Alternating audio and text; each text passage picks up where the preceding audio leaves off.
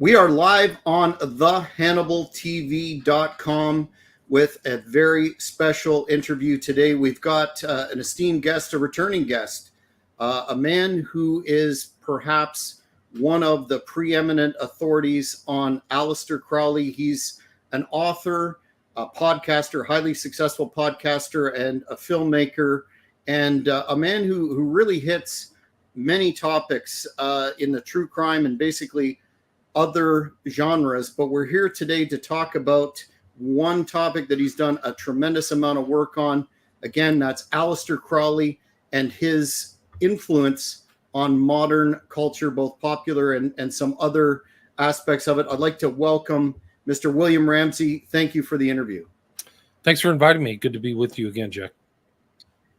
I guess it's a good starting point to reference how it appears in and especially in recent years, how Satanism as a concept seems to have gone very mainstream. And I'm thinking of that rather shocking performance at the Grammys in 2023 with that Sam Smith deal, which was, it basically looked like an occult ceremony. And a lot of people are going, even the uninitiated to the topic are going, what's going on here? And a lot of it can be traced to one Aleister Crowley and his writings and influence, which we'll lay out here for the viewers of the HannibalTV.com. But for those of us who only heard of Crowley through the Ozzy Osbourne song and don't have the background, can you lay out what his work was and who he was? Well, he was born Edward Crowley, so he was born in England at close to Stratford-on-Avon, where the Shakespeare supposedly was born. But he was born in 1875. He died in 1947, and he was born into kind of a Christian family. They were he thought very severe. They were called the Exclusive Brethren, which was a subset of the Plymouth Brethren, run by Darby, right? So dispensationalism or whatever. Anyway, he rebelled against that in his teens. He was the only child of a wealthy family in upper class, very class conscious UK. And he went to Cambridge, and he said he was really interested in three things: occultism, mountain climbing, and poetry. And he made the aim, he really set himself to become the greatest occultist of his age. And I think that that's really what sets him apart maybe from other occultists or other people, is that he had money. He didn't have a full-time job. His full-time job was writing. I would call him a literateur, like he wrote books, articles, everything. But because his family had money, he really never had a job. So he really created kind of his new religion that he called Thelema. It's based on, well, it's a Greek word for will, right? So human will. And really went through all kinds of different orders. He said he had so many badges and insignias that it would bury an elephant.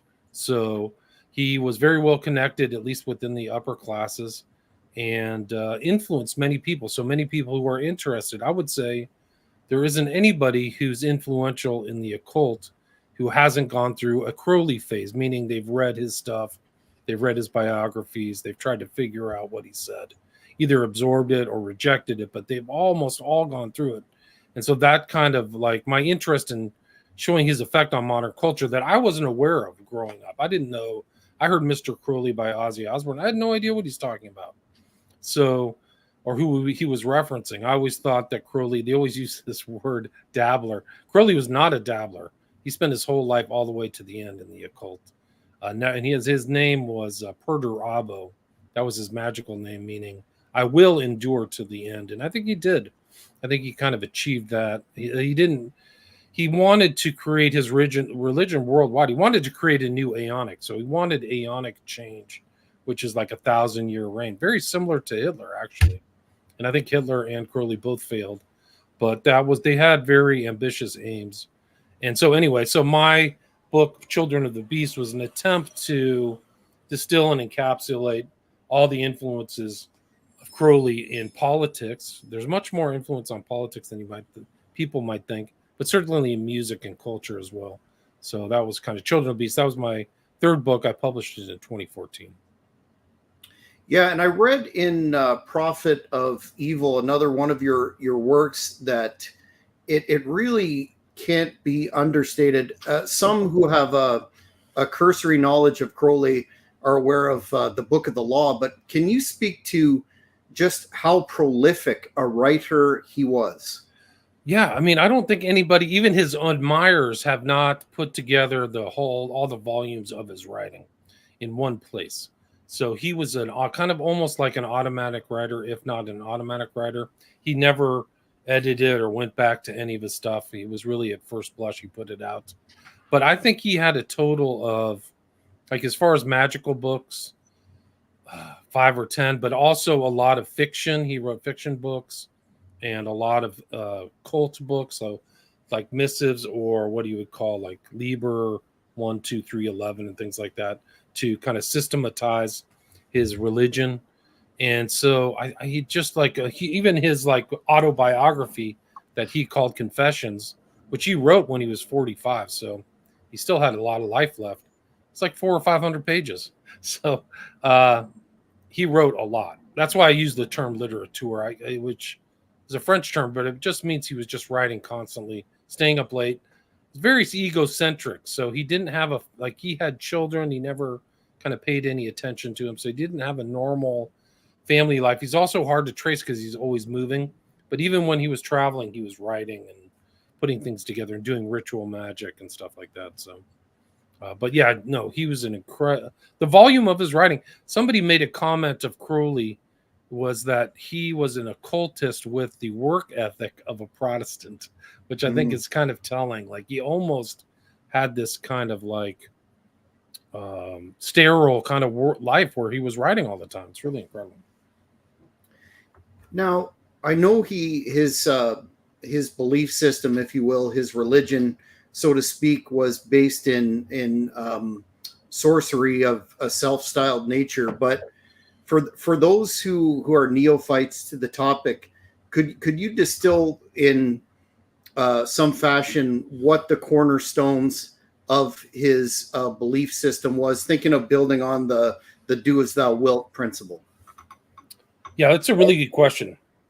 I think that he was kind of an aggregator of all these ideas. So he was interested in Blavatsky. Like at the late 19th century, when he was born, there was this rise of occultism, but also Eastern mysticism. So he was interested in bringing the East to the West, which Blavatsky was as well, and also ceremonial magic. So he got involved in this group called the Golden Dawn. There were other famous people involved in that, like you might know W.B. Yeats, a famous poet, and other actors at that time. And I think maybe Conan Doyle, who wrote Sherlock Holmes, was kind of affiliated. But so he would take this and then he would systematize it with all this other stuff. So he's involved in yoga, meditation, astral travel, and kind of incorporating it into his religion. So he was kind of like a turn of the century cult leader. But I think the fundamental thing, like you mentioned, this Book of the Law that happened to him in Egypt in 1904, that became the centerpiece of his religion. This received book that he said happened to him while he was in Cairo. And it happened, I think, over April 8th, 9th, and 10th of 1904. And he said that it was like a god was over his shoulder reciting this to him. And then it became his book. So this, like when he did his Gnostic Mass, which was kind of a play on the Orthodox Mass that he had seen in Russia when he was there in 1904. Kind of an interesting time to be in Russia. That Book of the Law became the centerpiece of his religion of Thelema. But yeah, so to kind of make a simple question, he was really a systematizer, a syncretizer of all these occult ideas, and he put them together into Thelema. And is it correct that he had great animosity for Christianity for some reason, and a basic tenet of all his belief systems or instructions, what have you, was the inversion of Christian concepts? There's no question about it. I mean, he had like a ritual. I included it in Prophet of Evil, the cross of a frog, where he redoes the kind of crucifixion of Christ as a frog, and you literally like tear it apart and blaspheme it. I mean, that's just one of many anti-Christian things he had.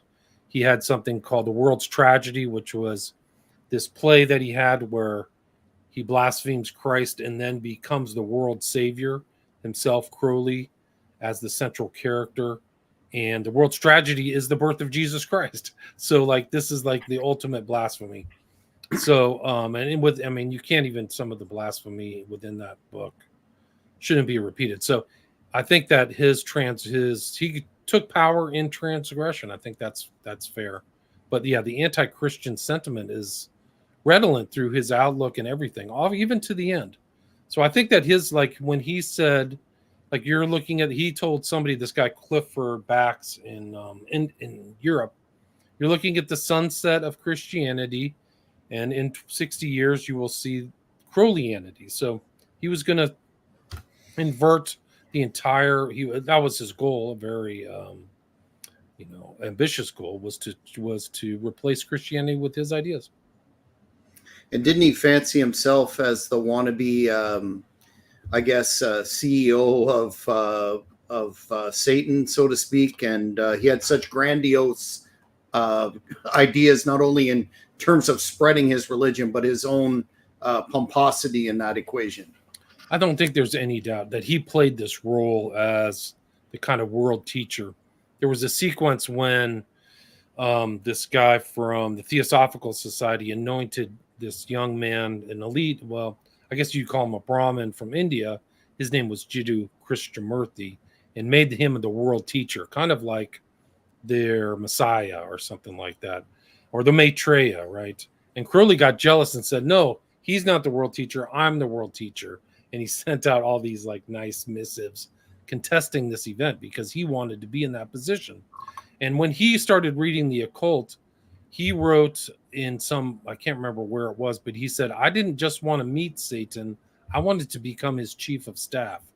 So he had this kind of ambition to really be, this kind of apostle almost of evil. In a lot of ways, he was succeeded. And he was recognized by these other occult groups. The OTO came to visit him in England.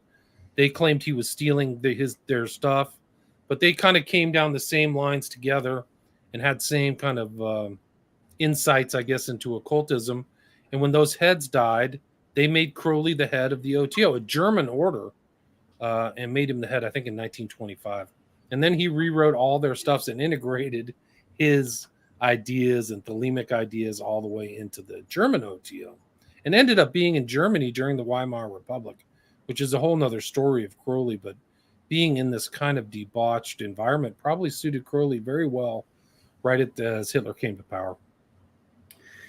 He was very successful kind of off the bat with amassing followers. And before we talk about the modern followers, can you discuss how he was able to do that and how he treated them, I guess, up until the breaking point where he got kicked out of several countries? Right. He was kicked out of Italy by Mussolini, by order of Mussolini, believe it or not. France for spying. I think he had to leave Germany under things. And he left the U.S. on his own kind of terms, but he would always return to England. He was always allowed back into the U.K., which I think is very telling as his position as an influence agent and intelligence asset. But he always was trying to get followers, and he thought of himself as a priest to the princess. So he was very class conscious, a snob. He thought he would use like the N-word towards Italians, like really vicious racism, which it really isn't that rare for that time, I guess. But still, he would always be trying to get bored women and men in rich places to become his followers. And he did accrue certain people. And there was something about him that seemed to be magnetic. So he'd always have kind of hapless people, and a lot of women he would anoint them into, he was the beast and they would become the Scarlet Woman. So he took that from the Book of Revelation. And I think he had like 11 or 12 Scarlet Women who he did horrible things to, literally branded them on the chest like a cow with the sign of the mark of the beast, he called it, which is kind of moon symbols and sun symbols. And then also kind of hapless people who surrounded him and came and gone. Some became long-term friends. Some killed themselves. Some went insane. One of his wives, Kelly, literally drank herself into a sanitarium. So he really didn't. He was very nasty to and he would leave his like loyal people in a nanosecond because he said it was about his will. So like he'd have people who suffered along with him, and he got rid of one of his wild girl, Scarlet Beast, and she literally became a prostitute in Paris to survive. So very ugly interpersonal relations with other people and his followers. But he had a lot of followers through a lot of things because he offered them a lot of things, knowledge and licentiousness and kind of what he thought was a self-actualization away from the Christian tradition. And illusory power, given that not many of them ended up in very good condition. Yeah, I mean, it's hard to say how many people got success from using Crowley's technique, Crowley himself included, who ended up in kind of an old folks' home as a heroin junkie and went destitute, literally relying on money from the U.S. Believe it or not, his most loyal followers didn't even interact with Crowley. They were in Los Angeles at a kind of cult OTO connected place called the Agape Lodge. Mm-hmm. Which is interesting for some of the individuals that we'll talk about in more modern times that seem to have missed that aspect of the fact that you can't say with any definitive certainty that followers of him in the long-standing time frame profited in any way. In fact, most met terrible demises. I would say some. I mean, I think like a lot of people use that. L. Ron Hubbard was a fan of Crowley. And I mean, I guess if you want to say you're like a really successful cult leader, I would say that his knowledge of Crowley profited him, even though he ended up insane, literally gibbering, going room to room with uncut fingernails, like cursed, like an accursed person, or Jimmy Page, or maybe some of these other people who went through their Crowley phase, David Bowie. But a lot of those people, yeah, I wouldn't say, it's hard to say how successful their lives did. I guess it depends on what your definition of success is, I suppose. True. One of the central tenets of Crowley's work, if you want to call it that, or foundational premises, is the use of numerology and symbolism. Just in a basic manner, if you could discuss that and the relationship, I think, which is interesting in modern times, is the way that that's interspersed with the concept of revelation of the method. Right. That's a good question. So Crowley kind of absorbed kind of the teachings of the Mason. The Golden Dawn is a post-Masonic order. So you go through Masonry and then you go to the Golden Dawn. So he's absorbing all of that information and symbolism of Masonry, everything, black and white checkered floor, the places, east, west, north, south, all these things that the Mason, the aprons and all that stuff. But he also absorbed the notions from the Kabbalah. So he accepted kind of this kind of Jewish wisdom, supposedly, that came out through Spain. The Kabbalic tree of life, right, with the 10 Sephiroth, as a way of kind of looking at different realms or different places of existence or whatever. But within the Kabbalah, there's this idea of gematria, which is that words have inherent power and can be broken up into numbers, either like a Greek word or an English word, and it corresponds. So this kind of a magical worldview is that numbers, events, dates, things correspond with each other, religions, and putting those correspondences together enhances whatever magical power or working you're trying to do, right? So you're trying to get something done on the date with the right numerology at the right time, so that enhances whatever action you're taking, or ritual. So Crowley kind of tinkered around, and there's actually kind of some of his scribblings on the backs of some of these magic things where he has tables of things. What adds up to 666? What adds up to this? And one of the numbers that keeps popping up in Crowley, I call it the primary number of his entire religion, is 11. And it goes back through the Golden Dawn as kind of a number that is a sinister number. It's even in this work by one of the founders of the Golden Dawn. But it also symbolizes, it's a very potent kind of magical number because it encapsulates the concepts of the hexagram and the pentagram, the macrocosm and the microcosm. So the magician has the microcosm and the macrocosm coming together, right? You're supposed to be kind of the center of the universe. So the 11 symbolizes that, amongst other things. And it was actually mentioned in the Book of the Law.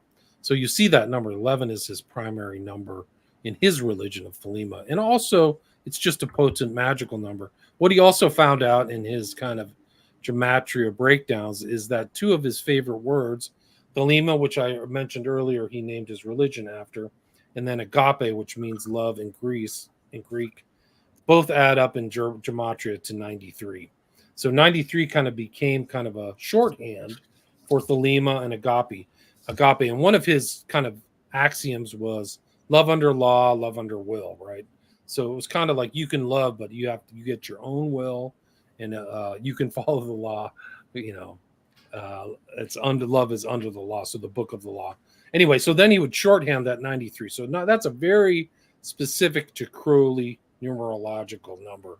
There's absolutely no question about it. And so then also 77 pops up as kind of like there's the 77 names of the devil, but also it kind of is a feminine number. And you can see the Seal of Babylon in Crowley's, one of his magical books, and you see the 77s there. So all these numbers have like multiple references and meanings, which enhance their potency as a referential number, not as a inherent powerful number in themselves. They mean something, right? So you can see 77, 93, and 11.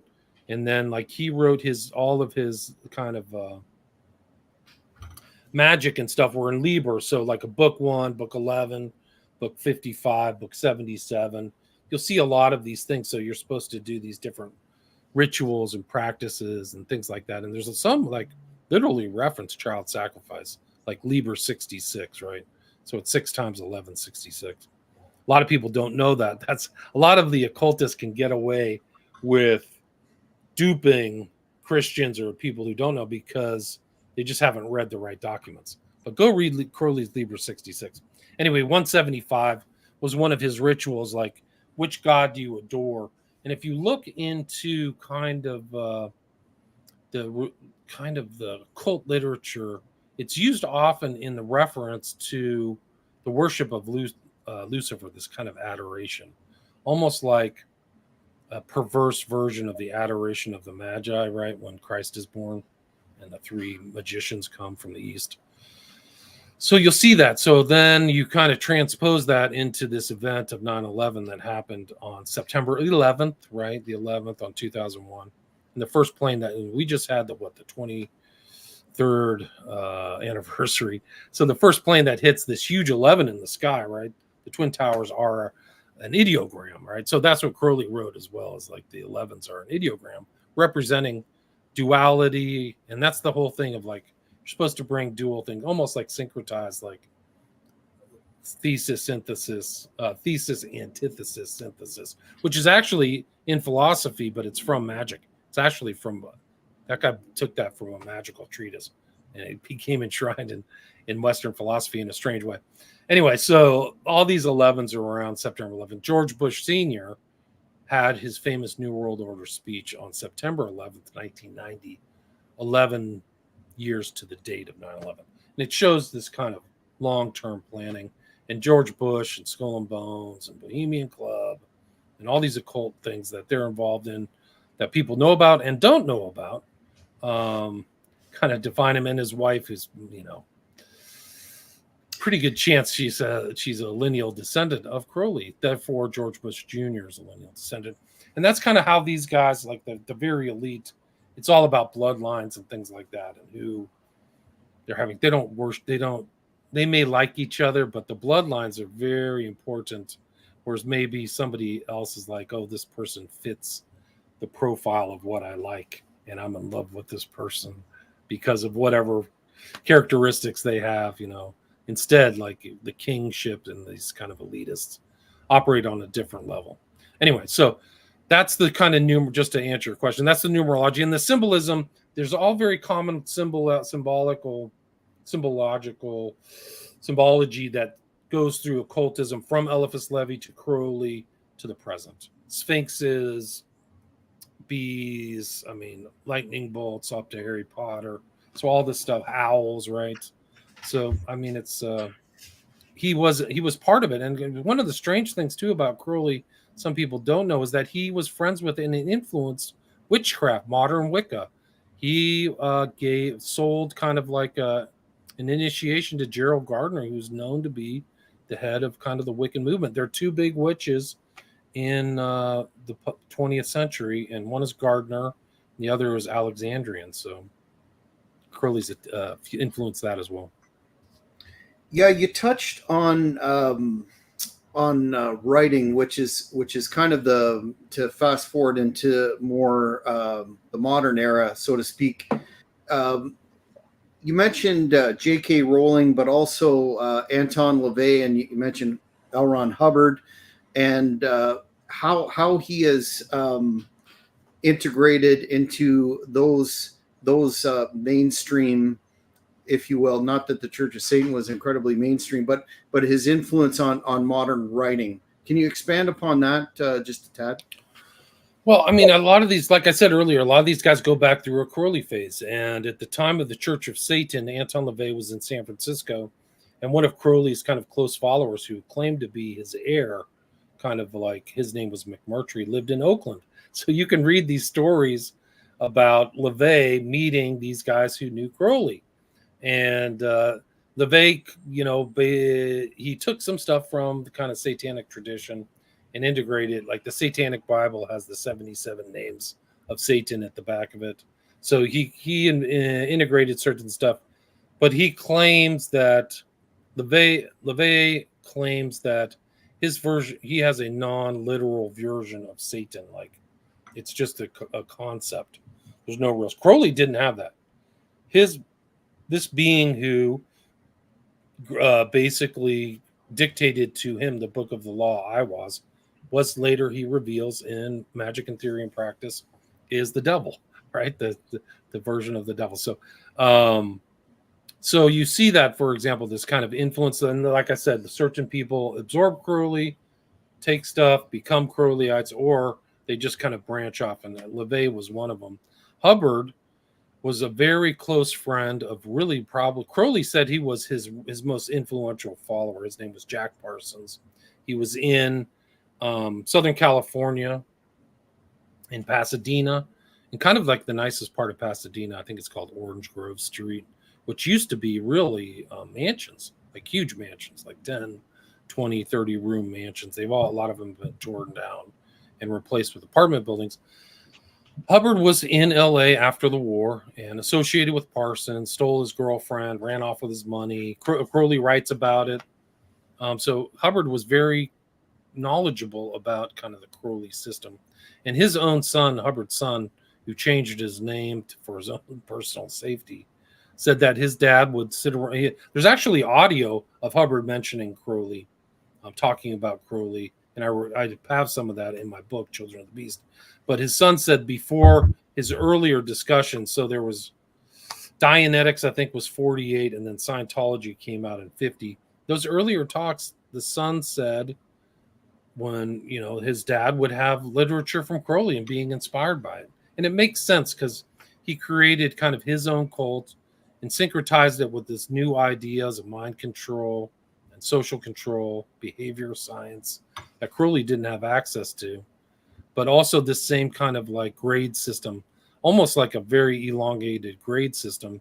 But he kind of solved one of the problems that Crowley had, which was a lack of money. Like he didn't have an income from his books. Like for all that he wrote, he didn't really sell that many or sell that much or make that much money. Hubbard inverted that and turned his system into a cash cow, and very powerful, and a lot of mysterious deaths and things like that, kind of like Crowley. Like it wasn't people, like if you left, you became kind of like an apostate, and they would go after, Scientology would go after you. So those are two kind of examples of Crowley's influence, I guess, on modern literature. And the follower, the kind of peel off from LaVey is Aquino, who started Temple of Set. And so you just kind of see this genealogy, or like a family tree of Crowley branching out and influencing so many people that we know of the 20th century. But a lot of times the connections aren't made in the conversation with those individuals like LaVey. Like, you don't, and then LaVey's followers, like he had followers who were literal serial killers or people associated with him. One is Richard Ramirez, and another guy's name I think was Corman or Corso or something, a lesser known serial killer. And there's pictures of LaVey with Marilyn Manson. So you see Crowley's follower to LaVey to Marilyn Manson. It's there.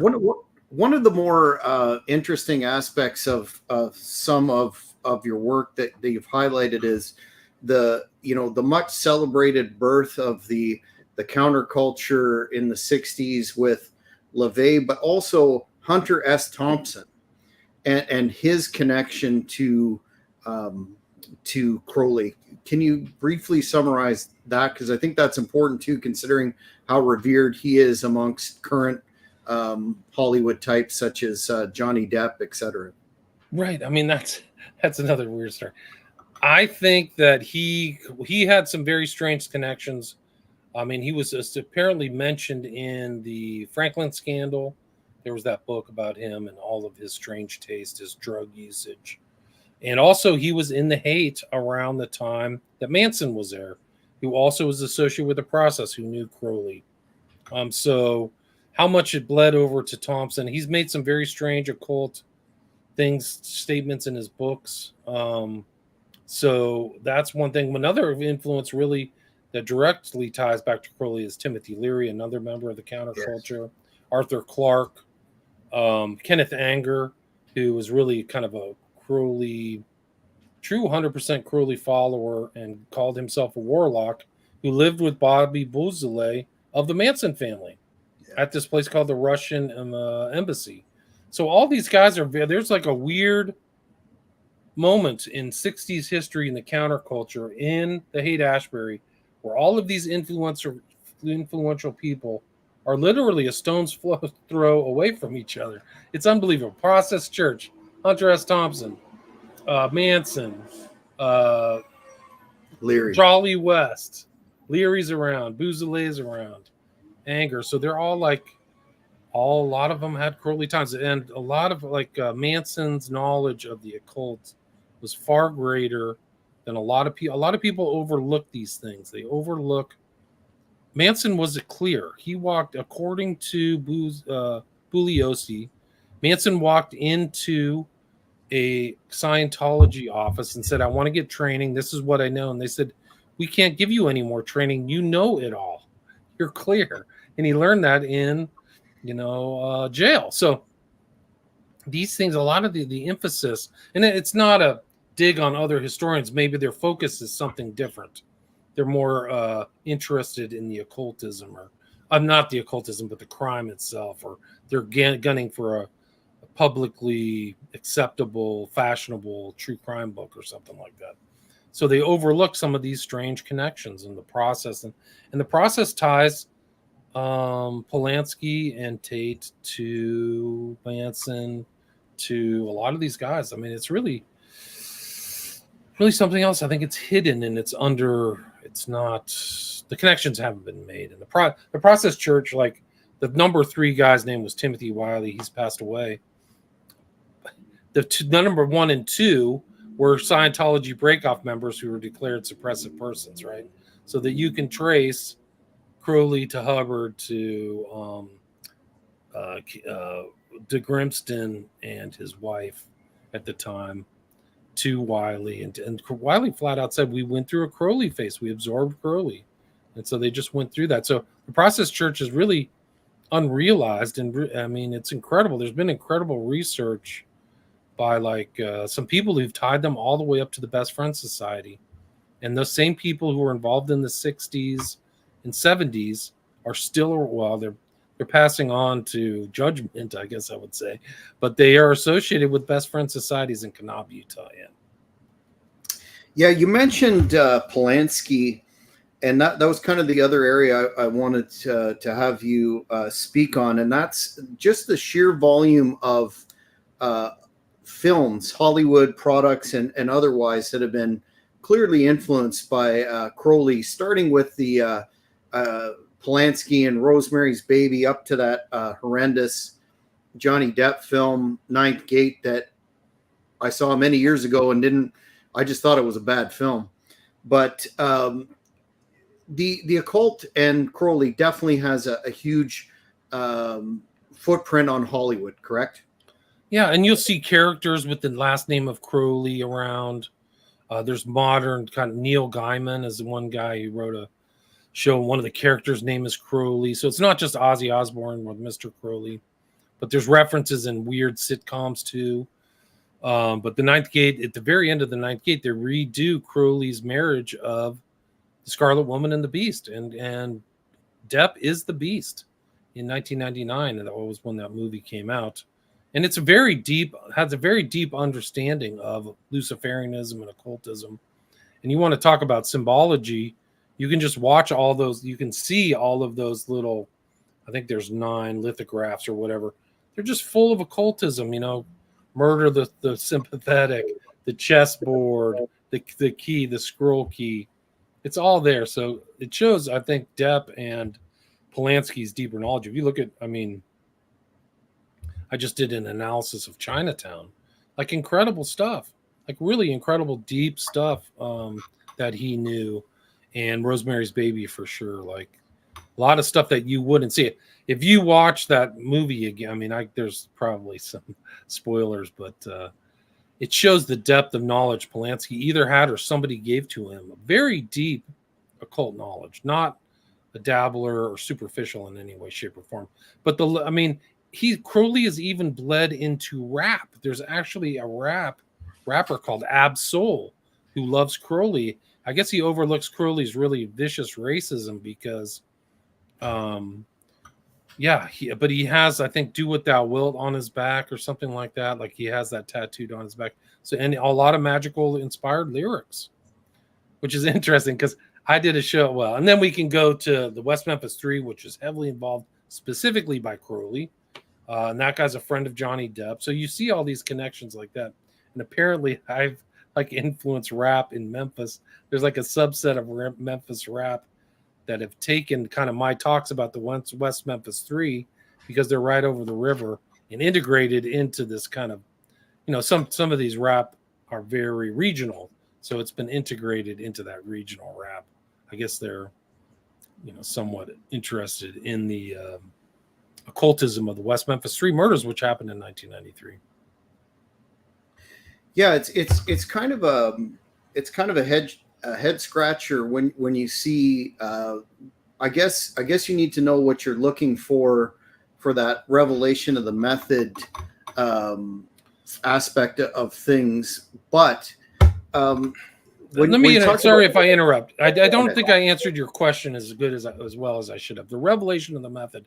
So the revelation of these methods are revealed, and I do think a lot of these occult films, like you said, they are kind of there's information for the insiders and for what the Masons or the occultists would call the profane. So the profane will only see one thing and be totally mystified and confused. Whereas if you've been initiated, you're like, okay, I'm getting the message, exactly what you're seeing.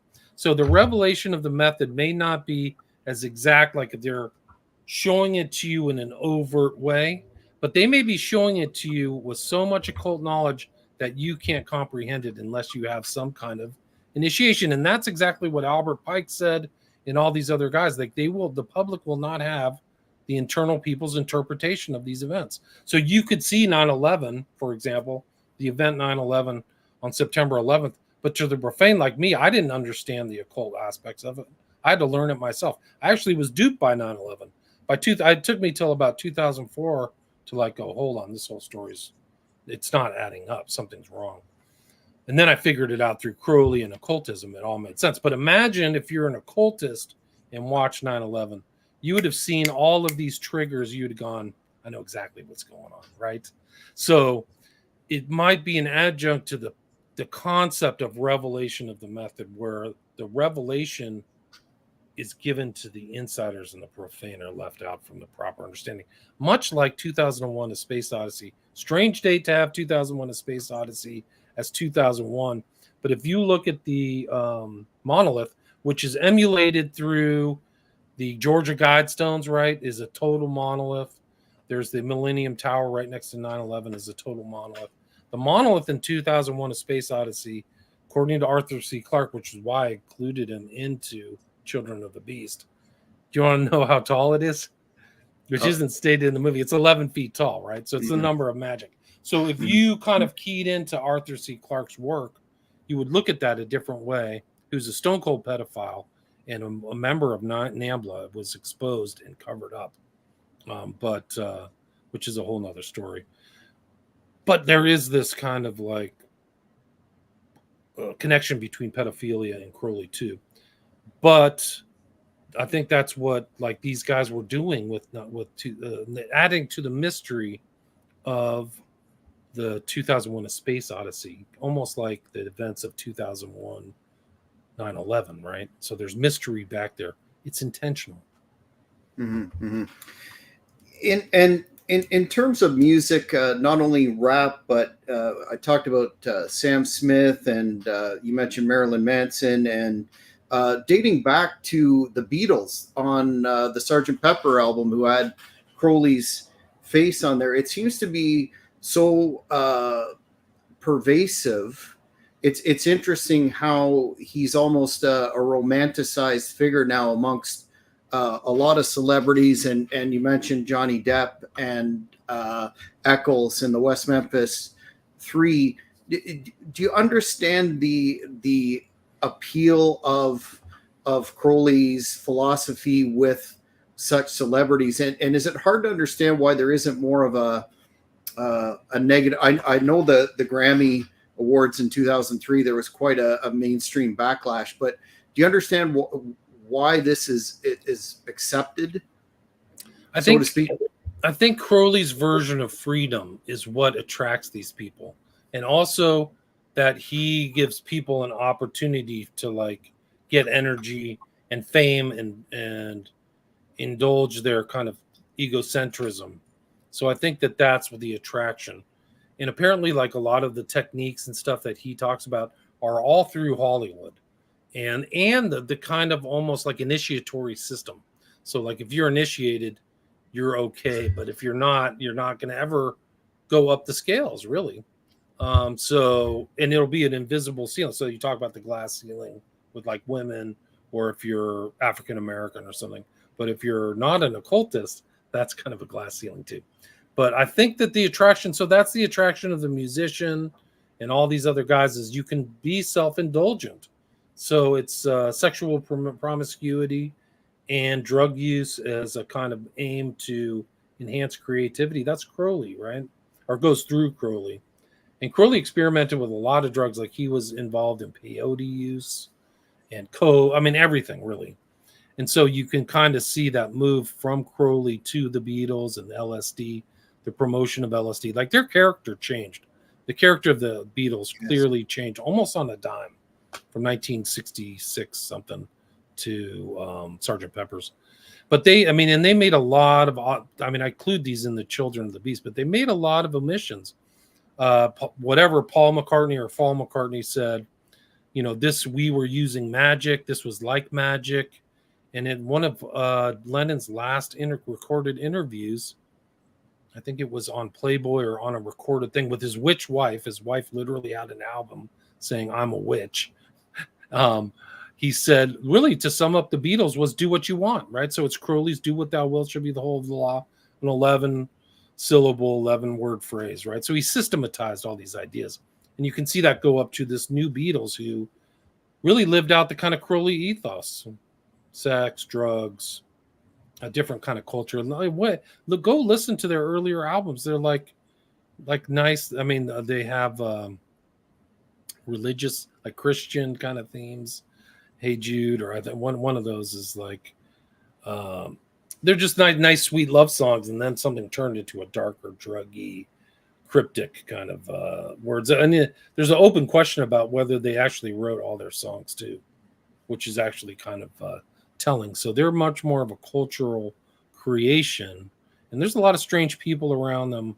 Like there's pictures of them with Jimmy Savile, who's the Stone Cold Witch. Yeah. And probably the highest initiate. I mean, literally, and a necrophiliac. I think he's a proven necrophiliac, which takes you to, another level of evil that a lot of people can't comprehend the levels of evil these guys are involved in, but they are like Crowley and Savile are involved in levels of evil that the average person couldn't even comprehend. They can't comprehend it.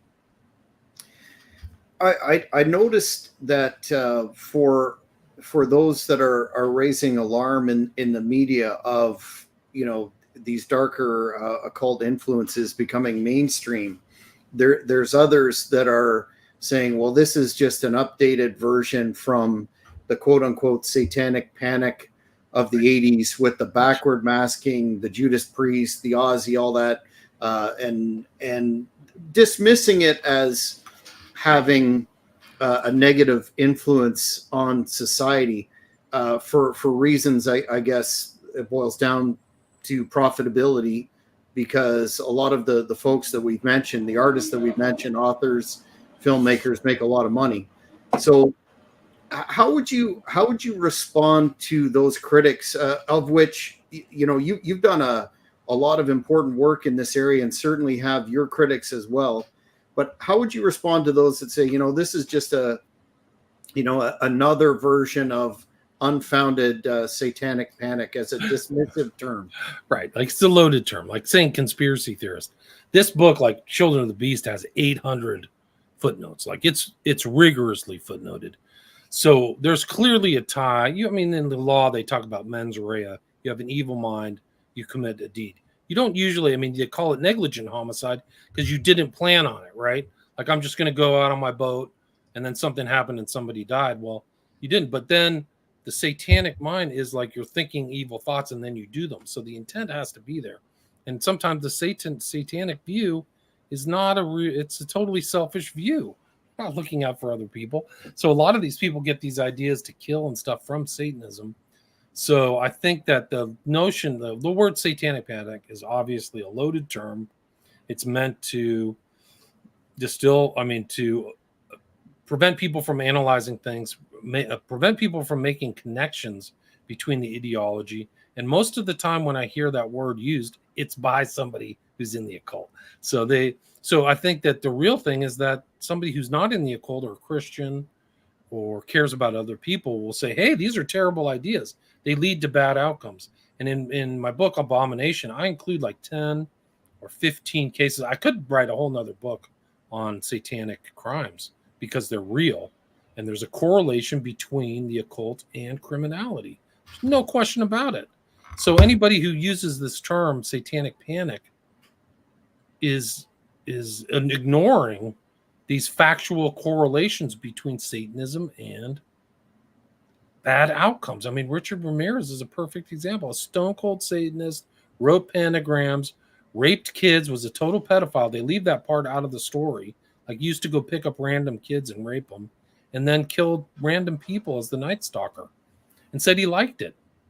So there's a correlation there, and like I think his correlation to the Church of Satan is factual. Like it's like I think the book or author is Corso who proved it, and it conveniently overlooked. So I think that you have to ask why people are overlooking these connections that used to be made, and that's one of the big mysteries about the West Memphis 3 is why aren't people making these obvious connections? What this information is in the court record, they're acknowledging it, but then it's glossed over, and you have to ask yourself what's going on, what kind of gaslighting, what kind of lying. And some of these crimes are committed for satanic purposes. So to say satanic panic is stupid. And you should watch, like you could read very scholarly works like the Witch Hunt Narrative.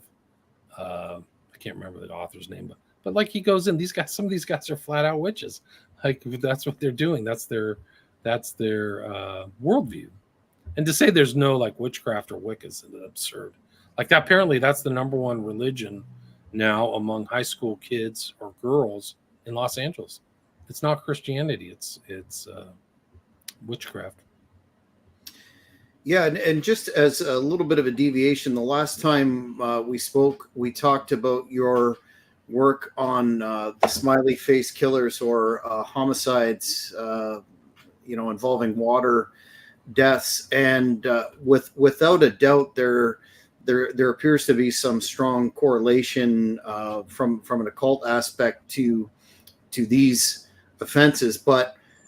Riley Strain was a case that you covered extensively and raised all the hallmarks. Just to update the audience that caught the last discussion we had, has there been any more of a coordinated effort or response to these crimes? Are they starting to cooperate amongst jurisdictions, to your knowledge, or are we still downplaying it for reasons that we can debate?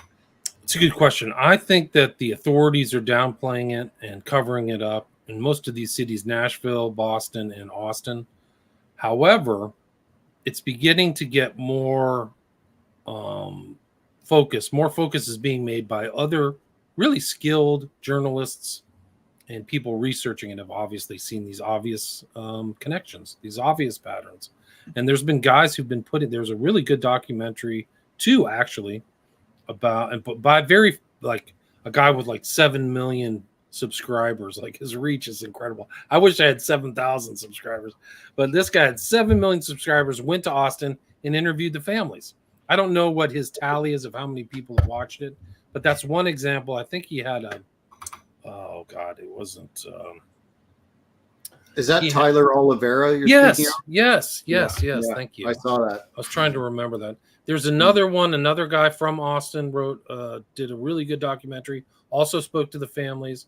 Was in Austin, and he had something like, last time I checked, 500,000 views in a month. So like these, there's definitely an interest, and I think it's a reflection of the public finally recognizing something. I don't think they see the biggest picture. They just see little kind of snapshots from the urban areas, but they don't see that it's happening all over the place, all over the world, really. But like, some people see the Chicago cases, the Austin cases. I mean, Texas was a real strange one this last couple of years because there were almost no cases in Texas. When I started studying this, it was all Pacific Northwest, Boston, New York, maybe a few in Chicago. There was definitely some in San Francisco. There was some that popped up in Portland. And then all of a sudden, Texas had like 20 cases. Like, it's incredible in the last 2 years. And it's strange because it kind of correlates with the kind of movement of population into Texas from outside of Texas, right? So like Austin, only within the last 10 years has become kind of a go-to urban zone for like Californians fleeing California. So maybe Texas brought in some culture of an international flavor that isn't good, you know.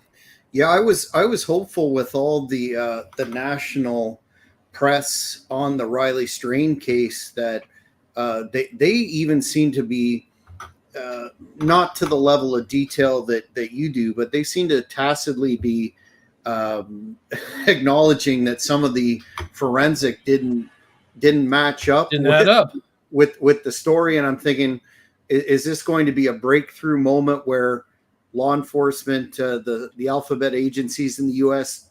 coordinate, and it doesn't appear to have played out that way, at least yet? It's like it's Chinatown. I think they're covering it up. I think something's going on, and it's being covered up from the very top. I really do.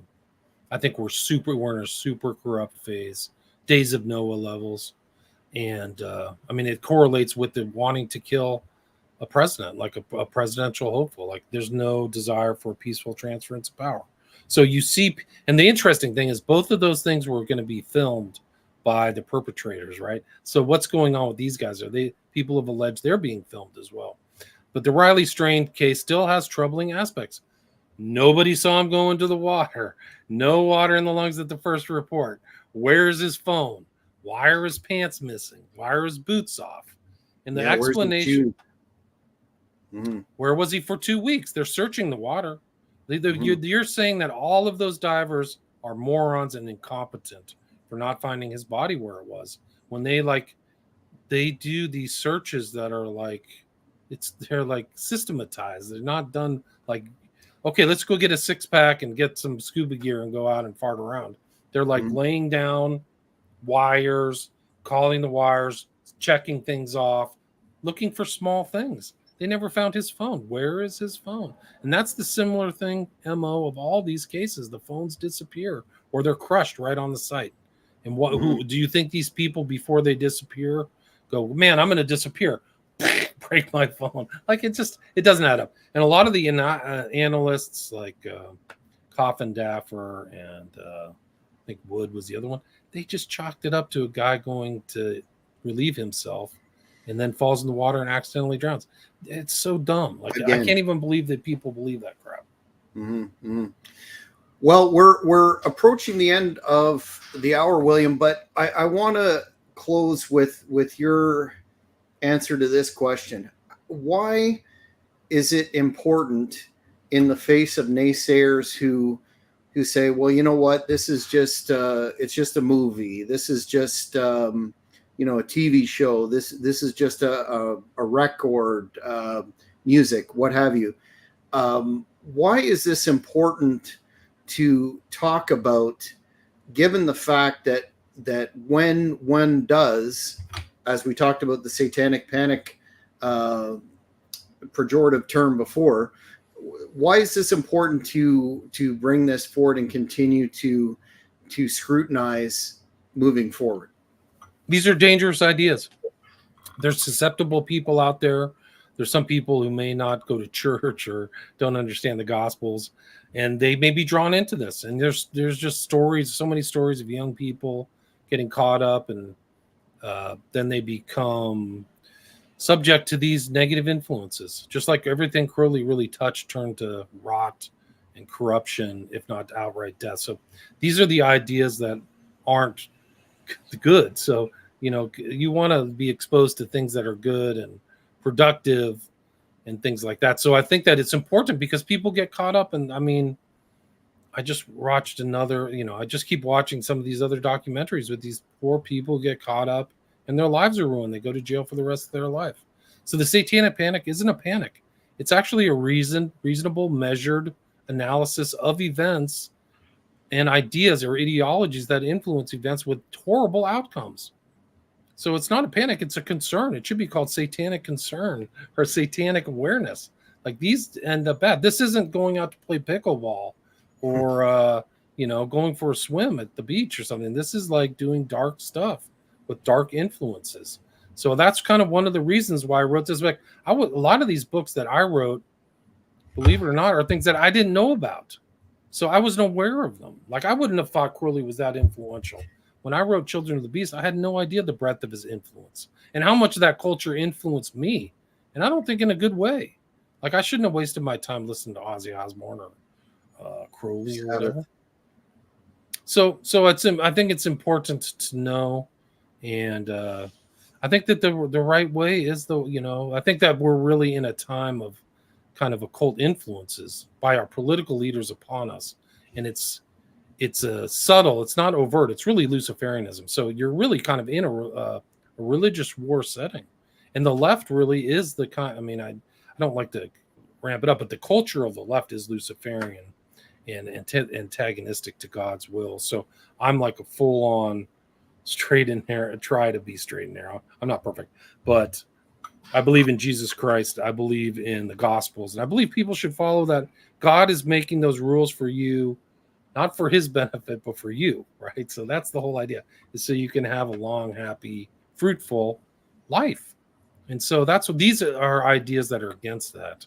And these are negative spiritual influences too. Like, there's the spiritual world, and you don't want to be influenced by these evil kind of things either. So I think that that's kind of the purpose of the book. Like, I start off Children of the Beast with like 3 Bible quotes, so like, I'm not trying to, people have called me a Satanist. I'm like, you're out of your mind. Like, I'm against all this stuff. That's why I expose it. So, I've been called everything on earth, but that is like not my intent. My intent is like almost biblical. From you have to know the works, of the devil and be away from them. I forgot what that quote is, but it's just like Ephesians 6:12, right? So, and that's the writ large on our whole culture in a lot of ways. So a lot of these people who got caught up in these cults, their lives are ruined. Bouzoulet went to jail for the rest of his life. Manson died in jail. All these people died who were involved around there. The girls are still in jail. Like forgot what her name is. Yeah. Krenwinkel, I think, was the one who testified and got out. But these other ones, their like lives are ruined, right? They're getting caught up in all this occult stuff. So be careful. Yeah, that's very salient advice. I've already mentioned your podcast, William Ramsey Investigates, available on all platforms. My go-to podcast, enjoying all of your back catalog that you're putting out there again. But what do you have on the go now? Do you have any documentary projects, books, and where can the folks find you? Yeah, I'm still busy. I'm working on some books right now. I got to get them done. So once they're published, I'll let people know. I'm still, like I said, a lot of my old catalog. I have over 1,200 episodes, so those are going out. And I think they still kind of withstand the test of time, so to speak. That's William Ramsey Investigates. My website's the same. You can get signed copies of my books there. You can buy my books on Amazon. I seem to be posting a lot. I'm not censored on X or Twitter, so I kind of feel like that's like the old internet where they're not nanny stating you. This whole thing about misinformation really is to shut down antagonistic ideas and have a totalistic, tyrannical state. Really is what it's going on. It's a form of tyranny, and so I'm a free speech absolutist, and give me liberty or give me death. Really, we're at that point. Or I'm at that point, I guess. Maybe everybody else isn't. Maybe people can tolerate all that. They're not the same people who started this country, if you can tolerate that. That's for sure. Yeah, so there's a lot of stuff there. And I think, what else am I working on? Oh, I'm kind of like working on, I did a lot of reading into Cormac McCarthy and the Borderlands. And I posted a book called My Confessions by Samuel Chamberlain, because the border is now going to be everywhere. So I think it's important to understand that we're back at that place where we might as well be. We're getting close. It's not there yet, maybe, but where you're at the Wild West, going down the street and going to get, groceries. So people need to really ramp back up, because the police may not be there, and you may not get justice through the courts. Honestly, if you have a communist judge or some of these other people who are looking at things differently, the justice system is corrupt. Anything corruption, it corrupts from within. So people have to be careful, but it's important to understand how people survived back in the day. And because as a lawyer, I'm saying this as a member of the state bar, as the legal system degrades, you're going to have to protect yourself. And so don't be dumb. Don't be caught flat-footed. I would prep now, honestly. Well, William, I really appreciate you coming on again, and recommend the fans of true crime and a myriad of other topics check out your excellent podcast and other works. Thank you for joining myself today. Jack, thanks for having me back. Great to be with you again. And thanks for the invite. I appreciate it. Well, that's it for this podcast. Fans, if you haven't already, please subscribe to thehannibaltv.com and like these videos, and we will catch you next time. Take care, everybody.